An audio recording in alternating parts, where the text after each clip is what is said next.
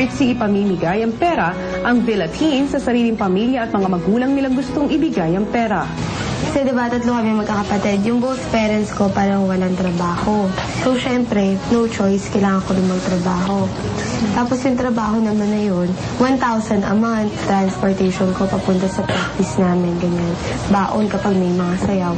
Tapos 200 a day lang, kalaban ko, puyat at pagod, syempre, diba? Yun ang iniisip ko. So, if ever na mapunta sa akin itong 10,000 pesos na to, bibigay ko to sa kanila pang start nila ng business para habang wala ako doon, para tumulong sa kanila. Meron naman business na tutulong sa kanila pang support, diba? Kami naman, yan kayo magkakapatid.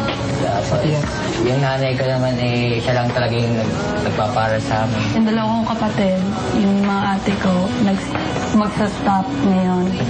Yung papa ko lang nagtatrabaho sa amin. Ako din, wala rin trabaho sa parents ko. Ako yung nagtatrabaho sa akin. Kaya nga, di ba, breadwinner sa amin.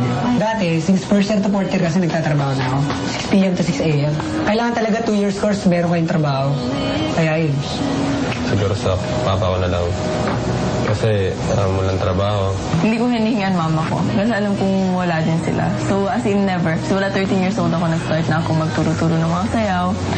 Modeling, ganyan. Kumikita ko yung iba, binibigay ko kay mama. Kaya ayaw ko ng talaga ng ape. Kasi napakarami kong pinagdaanan para apihin lang ako. Hindi, I don't deserve that. Parang sa akin naman, kung sasabihin kong sa relative ko mapupunta yan, it's more of a want than a need. Diba? Tapos ako naman, I'm willing to give way para dun sa mga nangangailangan talaga. Kasi sa tingin ko naman, diba? Isip ko na yung family ko. Pero para sa kasi maid na kasi mama ko, di ba? Maid lang. Anong lang? Walang lang. Oo, pinagmamalaki ko, maid yung mama ko sa bahay na isang teacher din. Ang bahay namin, nipa lang. Wasak ng bahay namin. Wasak bahay? Oo, nung binagyo. Ilang pa na yun ilang beses na ako na natabunan ng kawayan. Wasak talaga yung bahay, kaya buwa kami yung bago. Malit na siya. Pero mapagkitira ng mga tao. At least tao nakatira, hindi yung hindi multo. Hindi ayop. Hindi ayop. Tapos sa amin wala masyadong transportation. Inaalala ko lang doon sa amin. Kasi nagutom mo yun Diba? Hunger. Malayo pang anihan. Ang bagong salitang si Trisha may napagtanto mula sa mga kwento ng mga kasama. Na-realize ko, materialistic pa rin ako Kasi alam niyo yung 10,000. Yung iba pala, ginagamit na yan, pangkain, pang-amon ng pamilya. Ako yung 10,000, hinihingi ko yan sa mami ko, nag-shopping ako. Wow! Siya yung maging kaibigan. 10,000. Ay, bili mo na ng damit. Bili na tayo ngayon. Bili lang tayo ng tigas Yun Yun yung masarap. Yun yung challenge. Yun yung masarap, pre. Pag binigay mo sa pamilya mo na pinag-iba. Oo. Maya-maya nagkaisa na ang bawat bahay sa kung sino ang pagbibigyan ng kanilang 10,000 pesos. Sige sa kay Charlie. Charmer? Charlie. Mas naging charmer ka kasi naging red pa yung mukha mo. Bibigay namin to kay Charming A. Bibigay namin kay Charming. half na lang. Kung nag-up tayo, wala akong nagagas. Kaguan.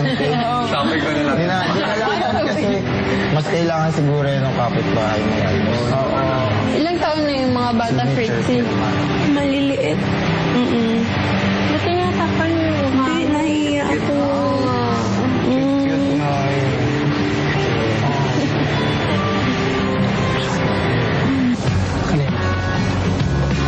Kaya, kung di pa siya nakita, alam mo, nagtatrabaho siya, nag-houseboy siya sa isang doktor dati. Tapos yun nga, nalaman ng doktor, pinag-aral siya sa UP, scholar siya ng UP.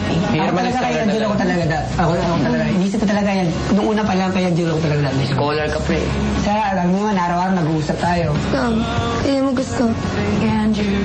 Ayun kay Angelo. Kasi, kasi diba, kung ikaw, kumbaga, ako naman kasi yung family ko, kaya kong supportahan. Ikaw, gusto ko talaga yung binigay. Pero hindi naman ako tanggapin to kasi... Bakit ka naman hindi mabigat yan sa inyo, di ba? Hindi ako iyak. Hindi kaya, pre. Speechless. 10,000, pang ko na to, ilang buwan na to, mga 5 months. 5 months siguro to. Kung sa akin yung bibigay, nagpapasalamat talaga. Para alam mo maganda nagagawa ng talent, di ba? Nahihiya ako ngayon, promise. Bakit? Kasi ako yung taong maluho, yung maarte sa ulam. Ano ba yan? Bilong-bilong. Tapos, Kaya kami nanta dito para matuto. Ano ako gagawin natin parang dito? naisip ko lang yung mga pinoblema ko sa buhay dati. Ang bago. Kalagitnaan ng hapon ng apartment team, sabay-sabay na nagsiesta.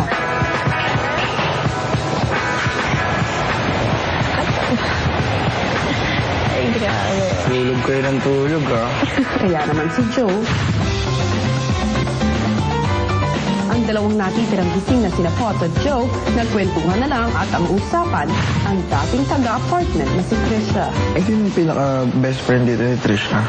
Trisha. Si Yen. Kaya pinamamang sa station.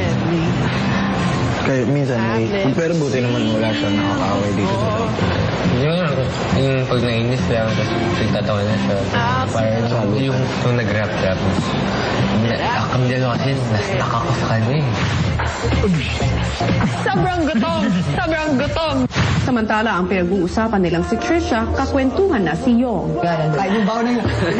Alam niyo ba ako, parang malapit pa kami nag-away ni Romeo dahil dun sa goat na yun.